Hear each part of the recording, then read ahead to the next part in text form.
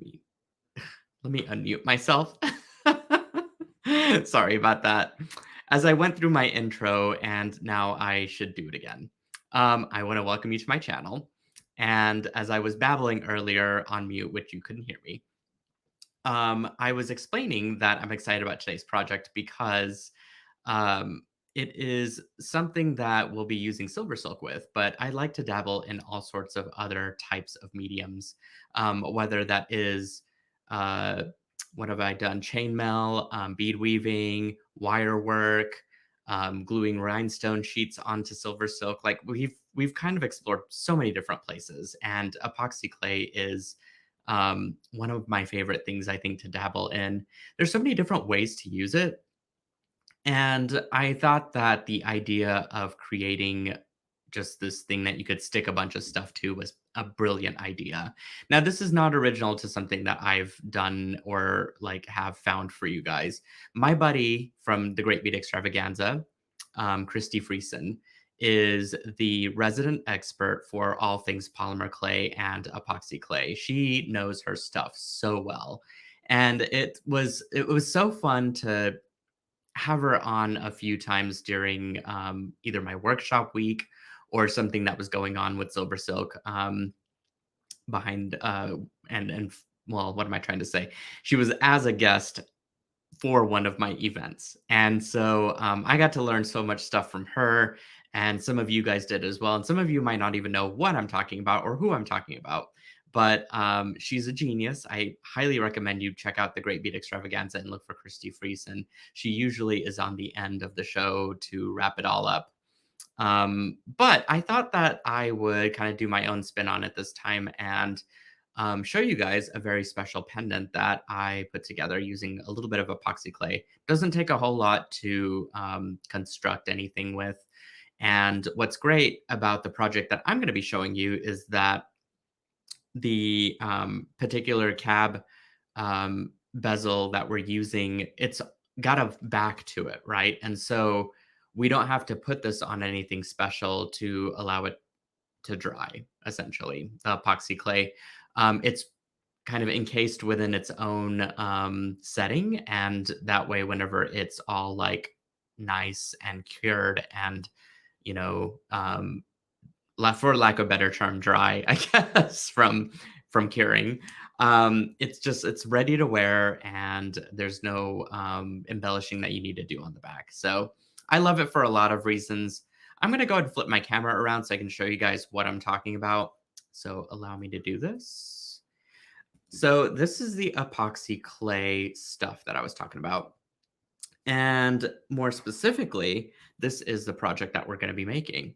So when you mix parts, equal parts of these two things together, because one is sort of the setting stuff and the other is the color. Whenever it's mixed together, though, it becomes, like it says, cures rock hard. So yeah, it's not going anywhere. It's great for also binding things together, sticking stuff to it. It just works really great with this cab setting that I've got. It's got a beautiful back to it too, actually.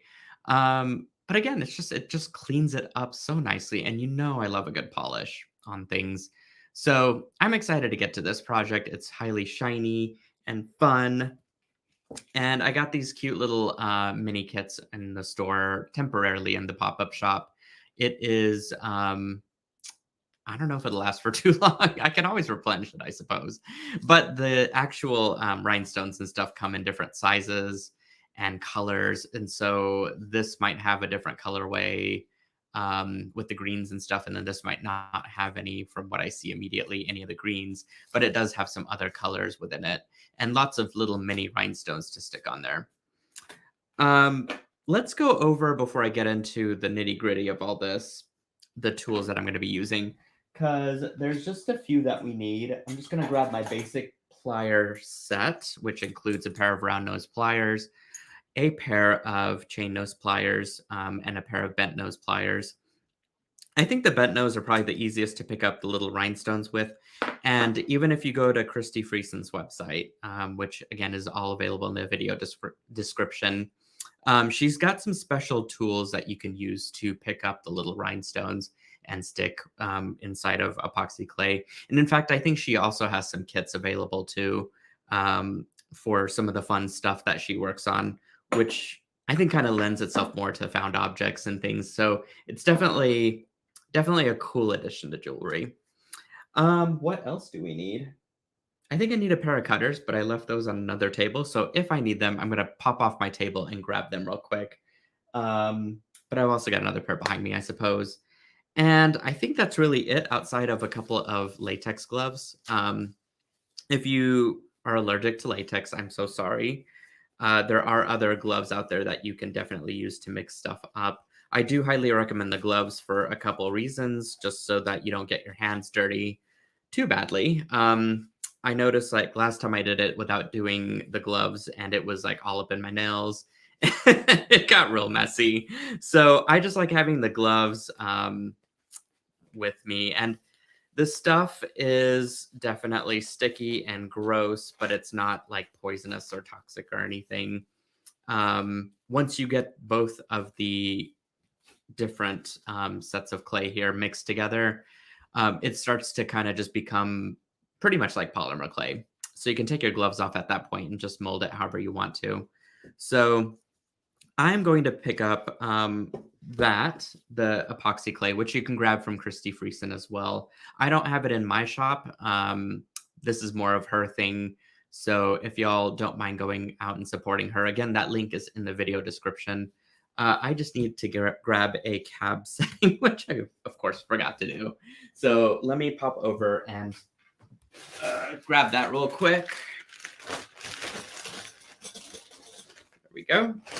And I've even got some smaller ones to make earrings. If you've got any leftover not polymer, epoxy clay left from mixing your batch, you can always use that for earrings, which I believe are on the SilverSilk website as well for the pop-up shop.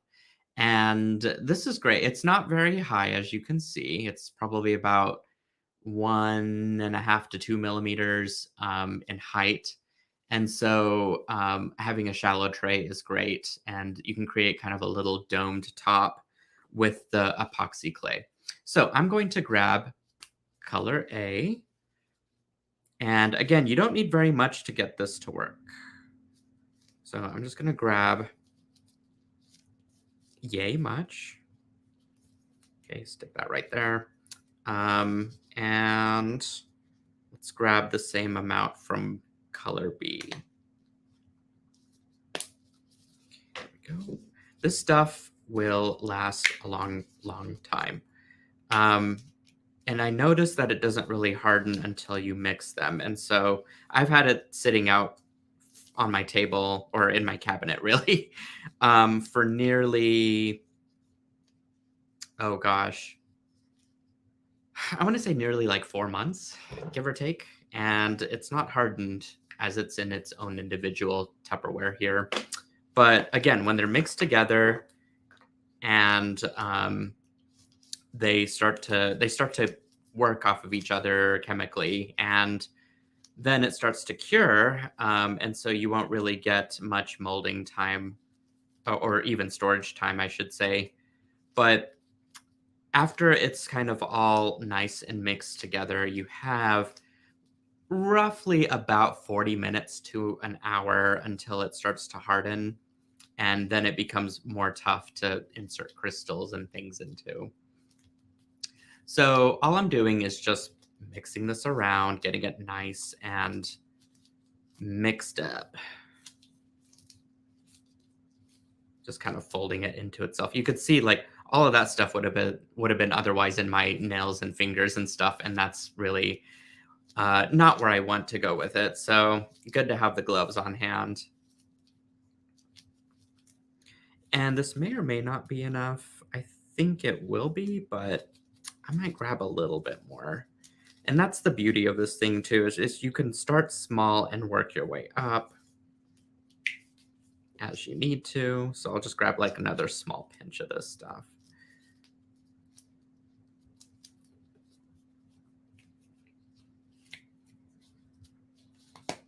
Okay, there we go. Grab some of this stuff. a little bit much. Okay, that should do. Okay, and let's mix this all in. That should be plenty of epoxy clay.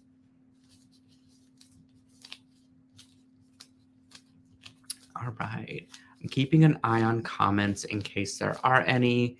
We've got Joan helping out in the back end as well. So thank you, Joan, for keeping an eye on the comments, and she'll let me know if there are things that I need to pay attention to. Should be otherwise a fun and easy tutorial. I think the toughest part is going to be where to put all the crystals. Okay, so once I have this all like nice and mixed and stuff, you can either keep your gloves on if you want to. It's really not necessary. I think I might for this first part only because I don't want to get my hands dirty. That's really why. I'm such a weirdo about clean freak mediums and like trying to not get my hands super gross.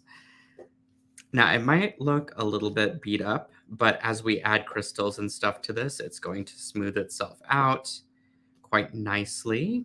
I just like to fill up the tray overall and kind of just press in the sides to where, again, I get sort of a domed finish there at the top. This filled in quite nicely, though. Right, at this point, I am going to take my gloves off. I do not need those anymore. And you can actually just physically pick it up and start to press on it however you wish. And now I've got, my 30, 40 minutes to stick on the crystals and stuff. So I'm going to dump this bag out. I guess I had a tray in there, but I didn't even pay attention to it. Set that up to the side. And now I can just grab stuff and start sticking to it. I've got all these beautiful little heart chatons. I've got these mini crystals to kind of fill up all of that negative space in between. I love that bright orange color as a pop. Got lots of stuff here to work with. Okay, so I'm going to grab my bent nose pliers, and it seems like this is the brightest crystal that I've got. I don't think I can pick it up with that. Too big. So I'm just going to start with that, and I'm going to kind of put it here off center and just press it right in to the clay. And what I'm going to do is work with my big stuff first and work my way down. And at this point, if you wanted to, something that Christy Friesen did demonstrate a while ago was the addition of SilverSilk to this. So you can take something like 3-needle and start to also push that into the epoxy clay to create additional texture and dimension. For this project, though, I think I'm just going to stick with the crystals. But you don't have to be limited to just the crystals if you're wanting to stick other stuff into this. You could stick in shells, other metal components, just really whatever you want to.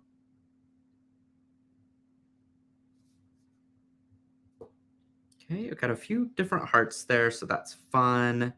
I've got these nice little... why is this shape not coming to me? Someone needs to guess what this shape is. Because I can't remember for the life of me. It's like on the tip of my tongue. For now, I'm going to call it oval. Or rice-shaped.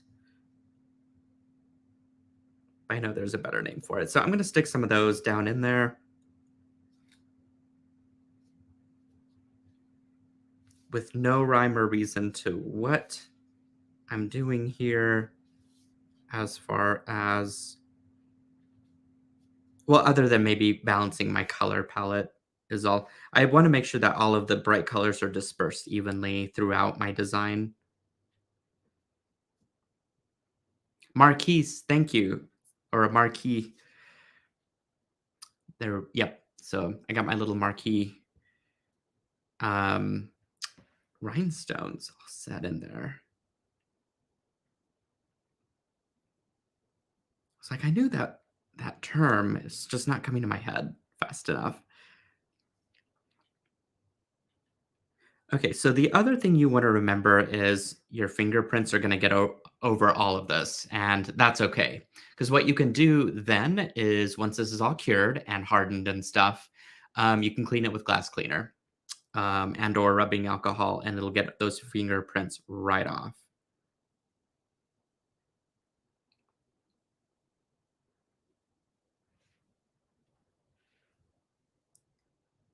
So you can see that there's really like nothing to this. It's fun, it's easy, sparkly for days, and you can really just kind of get lost in decorating this to your heart's content. So again, my little Rolo had an update, um, and wanted to tell me. And of course, I lost my train of thought. Oh, I was gonna say, work your way from the big crystals all the way down to the small crystals, and that way you fill up each and every space allotted to you in this little tray.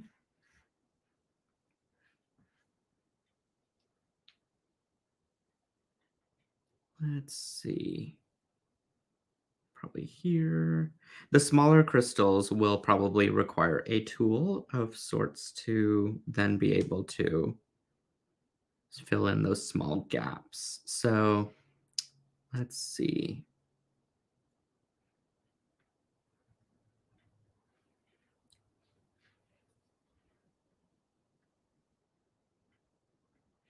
Oh my gosh, look how sparkly that is. Isn't that incredible? Like, I can't believe I made this in just minutes. And at this point, I think I'm gonna do one more little crystal here. Just because I had a really big gap there. And now I can go in and start to decorate the negative space with all of these tiny little baby chatons.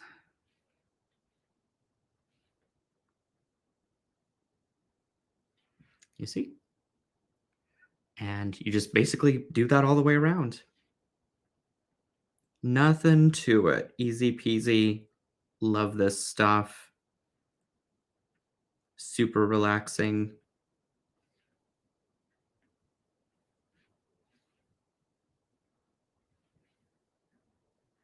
Right.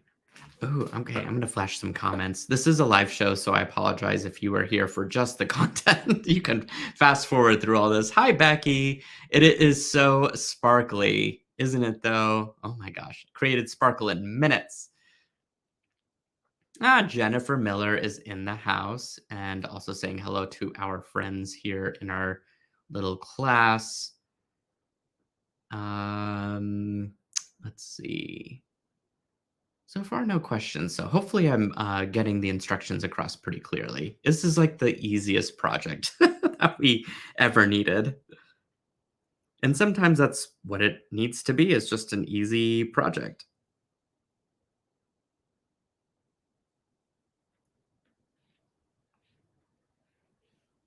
All right.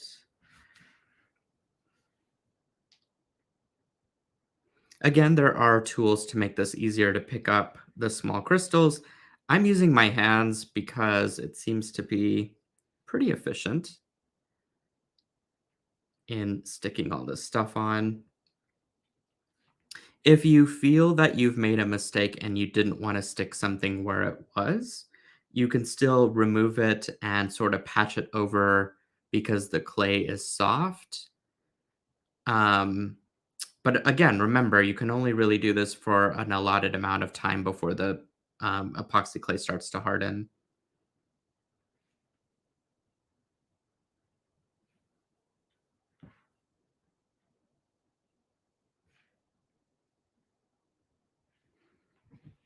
Okay, there we go. Still working my way around. I've got lots of space that I can fill in with the smaller crystals there. Can you place wire in it to hang if you don't have the back? That is a great question, Leanne. And the answer is yes.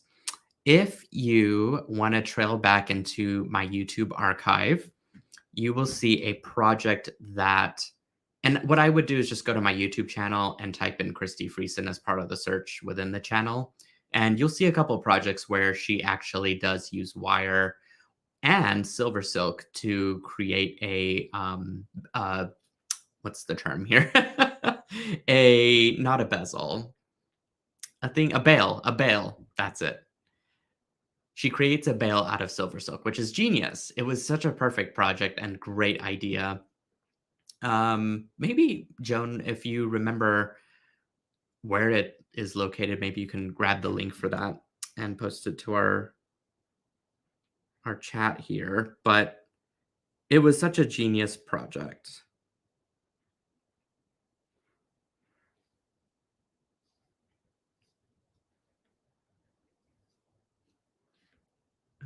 Let's see.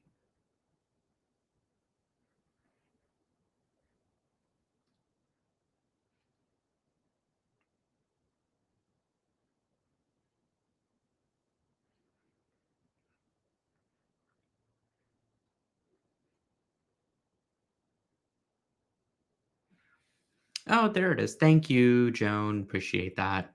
She went ahead and posted it into YouTube for us and Facebook. Let's see. Jennifer was asking, wasn't that part of the the New Year's Eve workshop? I think it was. I think it was. I think you're right. Zakia says you did a wonderful creation, Nealay. Christy will be so proud. I think she would too.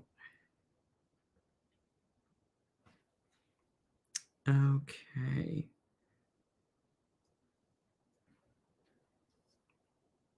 Keeping this rolling on here. So really, I just got like a few more crystals to add to this, and then the idea is to wait, not with you guys, because I know you got lots of things to do outside of this video. Um, about roughly, I wait a whole day because I'm that person that likes to err on a little bit more on the cautious side when it comes to drawing, or I've gotten to be that person actually, just over time. And so I prefer to wait a whole day for this to cure and really like let it harden up to a point where I can clean it with glass cleaner and then you know, embellish to my heart's content with the silver silk. And really, one of the other tough decisions is what chain to use depending on what combination of rhinestones you get. Right? I mean, look how much I just added to that in no time. So I think I'll stop with this one on that for this much embellishment, and I'm going to bring the other one around for contrast. But you guys can see, I'd say that this one's a little bit more jam packed with crystals than this one is. I kind of just dispersed it a little bit more. Well, I went more liberal, I guess, with this one with the amount of sparkle, which is great either way, right? You can go as sparkly or not as sparkly as you want to. Having said that, since this one's dry, we can kind of work off this one. And I can set this one off to the side here. But a tough decision is what silver silk to pair with it and how should it go for this particular component? Well, that is a good question that I just asked myself. And the answer is I don't know because there's a million different possibilities, but we're just going to pick one of them. And so I have got some silver silks here that I could pair with it. I've got this beautiful solid antique brass that works well with the antique brass finish of all this. And so we could just do a brass on brass, let the pendant be the show-stopping piece. We could pick up colors from the crystals themselves. And so I just grabbed like whatever caught my eye first. And you could do sort of this rose gold palette that we've got going on here and hang some of that off of this. I I know from some of you, the idea of mixing metals might be a little bit more of a tough sell, let's just say.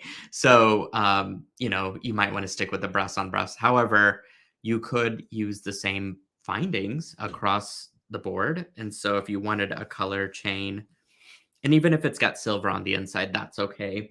But what you could do is let's grab these, some single strand end caps in the antique gold color. And that seems to be a really great match for all of this as well. And what you can do is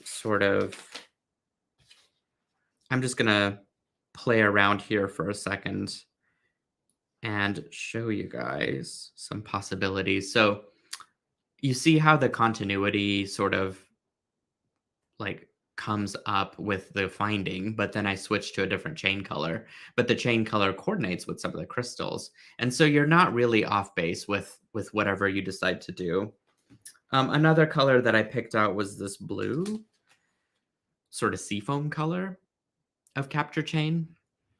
And again, you can just use the same brass or the antique gold color findings and just have a nice pop of blue as the main chain for the top part there. So all sorts of great possibilities. You could even use the leather cord, would be a great addition to this. I know that I had the antique brass kind of figured out up to this point. So I'm going to grab some of that. I'm going to go tone on tone because that's what I'm feeling today. And you can also use, of course, there's always silver. That's the default. I picked up a scrap from my scrap bag. And just to show you guys like what that would look like. And here, actually, we'll take it one step further. So if you wanted to go the silver and antique gold route, that's what that would look like. Pretty good. Again, just for giggles here, I'm going to just stick with the antique brass on antique brass. I have a bunch of scraps of SilverSilk that I need to use up, so I'm going to do that here with you guys. Some stuff that I had never really finished, but will make a great finishing piece for this. Just need to get it together. Alrighty. So I went ahead and crimped these on earlier. You can refer to some of my other YouTube videos to see how I crimp this, but essentially all you're doing is just putting the binding over the raw end of the chain. Let me find a raw end here. And you're using a pair of wide nose pliers to squish it. The wide nose pliers look like this. And all you do is simply give it a good squeeze until the seams meet up together as such. Now, you don't need any glue or other special tools, I guess. I consider this to be a pretty special tool because it's near and dear to my heart, but also great for crimping SilverSilk findings. And I even coated it with Tool Magic there at the top to ensure that it won't scratch my finding. So, therefore, you have a very clean, polished finish to your SilverSilk. Now it's just a matter of connecting stuff together with some jump rings. So let me grab some of those rings out here. And let's just make something together while we're here. I may actually have to crimp something in place because what I'm thinking is I'd like to have this as a necklace that you throw over your neck without a clasp. And you guys know how much I love those no-show clasps or no clasp at all necklaces. So I think I'm going to cut this a little shorter and I'm going to crimp it properly. So you guys will get to see me crimp. Okay, I don't have my standard cutters here with me, so I'm going to use my Xuron ones for a second here and grab an end cap. So again, just placing it inside of the end cap. Sometimes the end cap also is too closed, which you can use a pair of chain nose pliers to open it up softly. A couple of millimeters does such wonders for this. The other thing I want to do is make sure that my chain isn't twisted in different directions. Whenever it is on your neck, the last thing you want it is being twisted up. Okay, so I'm going to grab my wide nose pliers, give it a good squish as I mentioned, and this bad boy is ready to go. Again, those little teeth inside of the end cap grasp onto the actual ball chain core of the capture chain, and that's what's keeping it nice and secure. All right, so then you just pretty much use jump rings to connect it together, and then down here you could do whatever you want. So I had set out some, oh, here it is. A little end cap. This is my SilverSilk 6mm cord ends that I now carry that have my pattern on it. If you'll recognize this pattern, it's actually the knit pattern of this. Isn't that fun? I was able to replicate it as a graphic. So that way you know it's SilverSilk. But you could do a little tassel here down at the bottom if you grabbed a few of the chain scrappies and grab some Loctite glue. Let me see, I'm looking for some chain scraps on the table.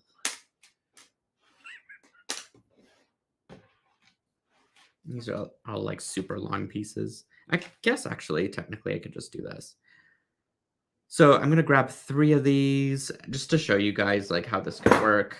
I might simplify the project today with something else. But if you wanted to do a quick little tassel, you can grab 3 of those, grab some Loctite glue, and then just kind of shove them up into the cord end. Now, I probably should have put a head pin on this first. Also, this has my oh. Hi there. I'm doing well, thank you. I think I accidentally clicked on that. What I think I should have done was put a little piece of wire through this first because it's got the hole at the top, and then I can go ahead and cut that off or glue this stuff in and then cut it off to make a tassel. So that's one way to go about it.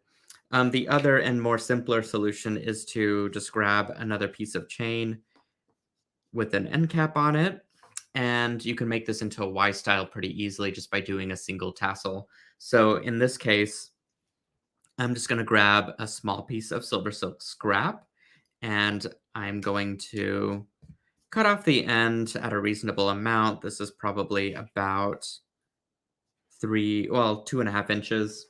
And I'm going to go ahead and grab a 9mm terminator that looks like this. This is basically an end cap that doesn't have a loop at the top. And so I'm just going to open it up a little bit extra to make it easier to fit my SilverSilk into it. Okay, just like that. I want to make sure that the seam is also not on its side and it's all sort of aligned in the same way with the SilverSilk end cap. And then all you do is just give it a nice little squish. Works the same way. There's the same amount of little ridges or teeth inside that grasp onto the ball chain core. And now we're ready to attach that with the jump ring. And so, yes, it's a very simplistic design, but I think that there's some beauty in that too, because I feel like the crystals are doing the big job here, the heavy lift of the focal, and everything else is just sort of there to accentuate and give it some movement in the case of my mini tassel. And I'm going to go ahead and actually try this on for you guys and flip the camera around. Okay, excuse my graphic tee that I'm wearing, but let me show you guys. All right, so there we go. It's a little crooked on me because I don't have it in straight, but you can kind of see how the flow is. Just an easy necklace, nothing to it. Really, the difficult things should be picking out your SilverSilk and probably waiting for those rhinestones to dry to cure with the epoxy clay. But otherwise, I just love this project. It's so easy. It's so fast. It's fabulous, simple. You can do a lot of stuff with it, with how you attach things together. Um, so, give it a try. Let me know how you feel about it, about the epoxy clay. If you guys love it, we'll do more content with it and projects. So just keep me informed. You can do that over in the Silver Silk Silkies Facebook group. And I hope you'll join us there. There's an insane amount of creativity and talent that each and every one of you that post into the Silver Silk Silkies Facebook group have. And I enjoyed looking at those projects so much. They inspire me and inspire my ideas. So thank you for that. The other place you can catch me is on Instagram. And occasionally I'm posting stuff there. I'm really not as good with the Instagram as I am with the YouTube and Facebook, though, I will say that. But I'm trying to do better. It's just like a list of places that need to see and have Silver Silk on it, right? You can do your shopping at silversilkonline.com. And also, don't forget to subscribe to this channel if you enjoy seeing this content. But guys, this has been so fun, and I hope I brought some creativity and excitement for Silver Silk into your lives tonight. And I guess until the next tutorial, keep it creative. If you have any questions, email me at orders@silversilkonline.com. And I will see you guys again very soon. Mwah! Big hugs to you out there, and thanks for watching.